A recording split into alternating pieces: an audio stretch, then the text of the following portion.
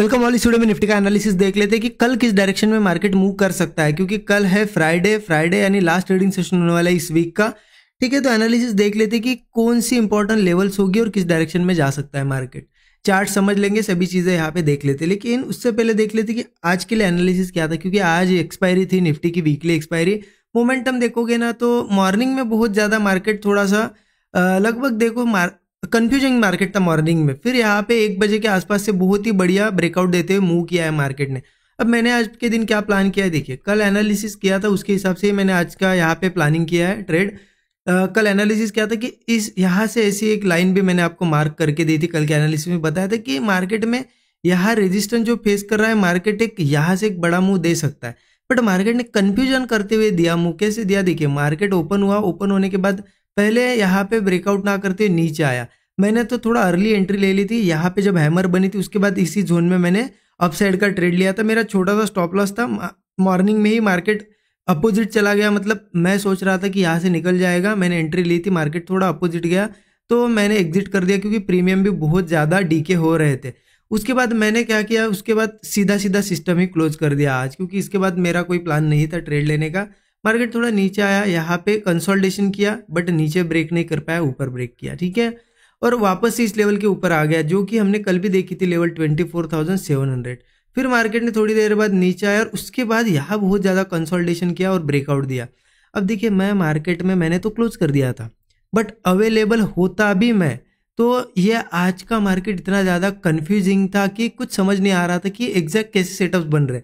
तो मैं तो यहाँ पे एंट्री ये मूव कैच नहीं कर पाता अगर होता भी तो, ठीक है, तो मैंने क्लोज कर दिया था सिस्टम। जिन्होंने यहाँ पे ट्रेड लिया होगा जरूर कमेंट में बताइएगा, ठीक है, अच्छा खासा प्रॉफिट उन्होंने बनाया होगा। अब देखिए कल इंपॉर्टेंट है कि कैसे क्या करना है लेकिन एक चीज़ क्या हो गई ना कि ये जो बड़ा मोमेंटम आया है और ऊपरी लेवल पे क्लोज हुआ है, ये क्या करता है ना, जब जब ऐसे बड़े मूव होते हैं और क्लोजिंग दे देता है और उसी के आसपास ओपन होता है, तो मार्केट बहुत ज़्यादा ट्राई करता है रेंज में फंसने के लिए। तो ये हो सकता है, तो एक अच्छा खासा बड़ा गैप अप या गैप डाउन होता है तो एक मूव जनरेट हो सकता है। अदरवाइज थोड़ा सा दिक्कत है अगर फ्लैट वगैरह ओपन होता है तो देख लेते हैं कि करना क्या है एग्जैक्टली। जैसा कि डेली चार्ट पे चलते हैं, डेली टाइम फ्रेम ओपन कर दिया। कल ही मैंने ये चीज़ आपके साथ डिस्कस की थी कि मार्केट में क्लियर कट प्राइस एक्शन यहाँ पे बुलिश है, एक बड़ा ब्रेकआउट, उसके बाद इन 2 इनसाइड कैंडल। हमने क्या देखा था कि प्राइस एक्शन के हिसाब से ए इनसाइड कैंडल ऊपर ब्रेक होनी चाहिए, और आज देखिए ये ऊपर ब्रेक होते हुए दिखी हमें, राइट। कल ही हमने सोचा था कि ये जब इनसाइड के अंदर इनसाइड बन रही है तो एक बार एक अच्छा बड़ा ब्रेकआउट कर सकता है, ठीक है। तो जो प्राइस एक्शन और जो ट्रेंड चल रहा है उस हिसाब से ही मार्केट ने आज ये ब्रेकआउट दिया है, तो मार्केट बढ़िया ट्रेंड के साथ ही चल रहा है। अब बहुत ज़्यादा चांसेस क्या है कि अगर इसी फ्लो में निकलता है ना तो हो सकता है इसी मंथ या फिर इस मतलब जून के फर्स्ट या सेकंड वीक तक ही मुझे लगता है ये फ्लो अगर शुरू रहा मार्केट का कंटिन्यू, तो मार्केट इजीली कुछ ही दिनों में, ज़्यादा टाइम नहीं लगाएगा, कुछ ही दिनों में ये नया हाई, न्यू हाई लगा देगा। क्योंकि ऑलरेडी आपको पता है बैंकिंग सेक्टर ने, बैंक निफ्टी ने नए हाइज लगा लिए हैं, निफ्टी सिर्फ बचा हुआ है, तो ये इसका ये मोमेंटम कंप्लीट कर सकता है। अब देखिए ये डिस्कस कर लिया, अब ये क्यों डिस्कस किया समझिए। ये प्राइस एक्शन बता रहा है कि बहुत बुलिश प्राइस एक्शन है, उसके बाद ब्रेकआउट, उसके बाद भी सस्टेन किया, फिर ब्रेकआउट, तो ये प्राइस एक्शन के हिसाब से बोल रहा हूँ। अब इसमें लोग बायस हो जाते हैं, तो ये बायस होना मतलब बहुत गलत है, ठीक है। प्राइस एक्शन ऐसा है उसके हिसाब से प्लान करेंगे, लेकिन स्टॉप लॉस भी रहेगा ना, कि चलो अगर मान लो बुलिश ट्रेड, मैं एग्जांपल ले रहा हूँ कि हमें पता है कि प्राइस एक्शन बनाया, नया हाई लगा सकता है, यहाँ पे भी ब्रेकआउट है, कल यहीं पे ओपन हुआ, मान लो पोजिशनली हमने यहाँ कुछ ट्रेड प्लान किया, यहाँ कोई स्टॉप लॉस रखा, ये हो गया एक आइडियल सिचुएशन कि हाँ चलो हमने सोचा, प्राइस एक्शन देखा, एक व्यू बना लिया कि नए हाइज बन सकते हैं, और हमने ट्रेड भी प्लान किया, पोजिशनल की बात कर रहा हूँ मैं। अब बायस जो हो जाते हैं ना वो गलती बहुत ज़्यादा कर देते हैं। अब इसको क्या समझते, बायसनेस समझ लेती है कि अब ये ब्रेक ही करेगा नया हाई। देखिए जरूरी नहीं, मुझे भी नहीं पता कंफर्म 100% थोड़ी हूँ मैं कि मार्केट नए हाइज बनाएगा। मैं तो प्राइस एक्शन और जो जिस तरीके से कैंडल्स का साइज बन रहा है उसके हिसाब से बता रहा हूँ कि जल्दी निकाल सकता है। ये हो गया व्यू, तो इसके हिसाब से हम क्या कर सकते हैं, पोजिशनल ट्रेड अगर प्लान करते हैं तो एक स्टॉप लॉस रहेगा। बायस हो जाओगे ना तो स्टॉप लॉस लगा नहीं पाते लोग। मान लो यहाँ प्लान कर लिया और वो बहुत ही स्ट्रांग बायस है कि नहीं नया हाई लगेगा ही, मार्केट मान लो 2-4 दिनों में गिर गया, वो स्टॉप लॉस नहीं लगाएगी, उनको लगा नहीं कभी ना कभी तो पलटेगा, और ऐसे करते करते मार्केट पूरा के पूरा नीचे चला जाता है। इसलिए बायस कभी नहीं होना है। एक व्यू बनाओ, बढ़िया प्लान करो, एक एसएल लगाओ, टारगेट रखो, लेकिन व्यू के हिसाब से चलो, बायस नहीं होना है, उसे बायस की तरह नहीं लेना है, ठीक है। ये चीज़ बहुत बार बता रहा हूँ मैं, अप्लाई कीजिए, लिख के रखिए, नोट करिए, ठीक है। अब हमें क्या करना है कल, ठीक है। जिस तरीके से देखा जाए ना, ब्रेकआउट क्लियर कट ब्रेकआउट है, यहाँ पे भी ब्रेकआउट है, तो बुलिश दिख रहा है स्ट्रक्चर, ठीक है।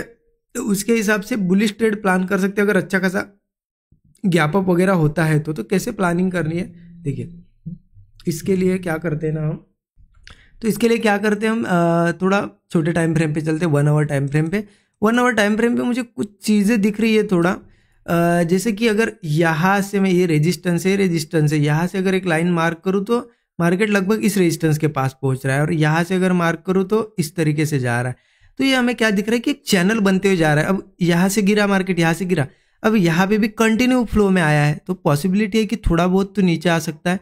अब अच्छा खासा बुलिश है, जरूरी नहीं है कि पूरा के पूरा यहाँ पे आए, मार्केट हो सकता है यहाँ तक नहीं आए, लेकिन थोड़ा बहुत रिट्रेस करके फिर जा सकता है। तो ऐसी चीज़ें हमें देखने को मिल सकती है, ठीक है। तो इस बीच में मेरा प्लान क्या है कि देखिए इसमें क्या होगा कि थोड़ा नीचे आएगा, ब्रेकआउट वगैरह बनाएगा तो बुलिश ही जाएंगे, लेकिन अगर फेल होता है ब्रेकआउट तो हो सकता है वापस ये चैनल पूरा कंप्लीट करने आए मार्केट।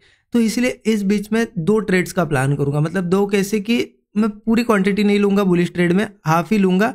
अगर अच्छा प्रॉफिट होता है तो ठीक है, उसमें ही बुक कर लेंगे। अगर रिवर्स वगैरह होता है तो एसएल बुक करके मैं पोजीशन मेरी रिवर्स कर दूंगा इस बियरिश ट्रेड के लिए, ठीक है। अगर मार्केट यहाँ से निकल जाता है, गैप अप होता है, तो फिर तो क्लियर है मार्केट ये रेजिस्टेंस है, ब्रेकआउट देके ऊपर चला जाएगा। 15 मिनट चार्ट पे चलते और थोड़ा क्लियर दिखा देता हूँ आपको मैं करना क्या एग्जैक्टली।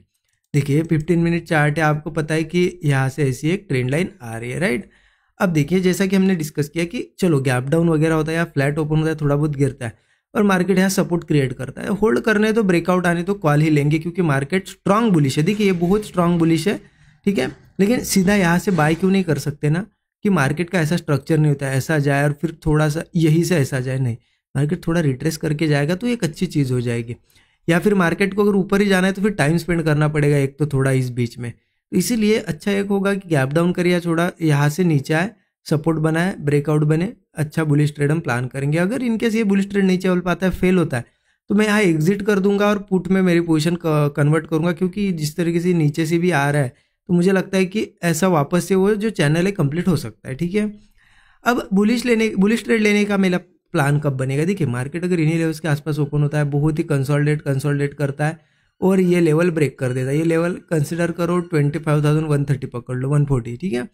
अगर यहाँ कंसोलिडेशन होता है अच्छा खासा आधे घंटे के भी ऊपर थोड़ा, तो एक अच्छा रहेगा हमारे लिए, ब्रेकआउट आएगा तो ठीक है। अदरवाइज मार्केट सिंपल एक ही करे चीज, गैप अप हो। देखिए इतना अच्छा बुलिश मार्केट और होल्ड गया, उसके बाद भी अगर गैप अप होता है तो उसमें स्ट्रेंथ बनी रहेगी। गैप अप होता है और थोड़ा सा भी रिट्रेसमेंट करके मार्केट सपोर्ट बनाता है तो मैं रेडी रहूंगा, कोई भी छोटा सा ब्रेकआउट मिले मैं बुलिश ट्रेड लेने के लिए रेडी हूँ। ऊपर की अगर रेजिस्टेंस बताऊँ कहाँ तक मार्केट मूव कर सकता है, तो मैं, क्योंकि देखिए बहुत ज़्यादा बुलिश है, मैं छोटे छोटे रेजिस्टेंस बता देता हूँ, बहुत ही बड़ा टारगेट बताऊंगा तो वो अचीव होना मुश्किल रहेगा, क्योंकि मार्केट फिर इतना मूव नहीं कर पाएगा ना। इसलिए देखिए 24,140 जो ये हमारी लेवल है, 25,240, 25,340, ठीक है। ये रेजिस्टेंस है, यहाँ पे एक रेजिस्टेंस है, उसके ऊपर एक रेजिस्टेंस है। अगर और बड़ा मूव आता है तो 25,440 और सीधा फिर 25,700। ये सभी जो मैंने लेवल्स बताई है ये है सभी रेजिस्टेंस लेवल।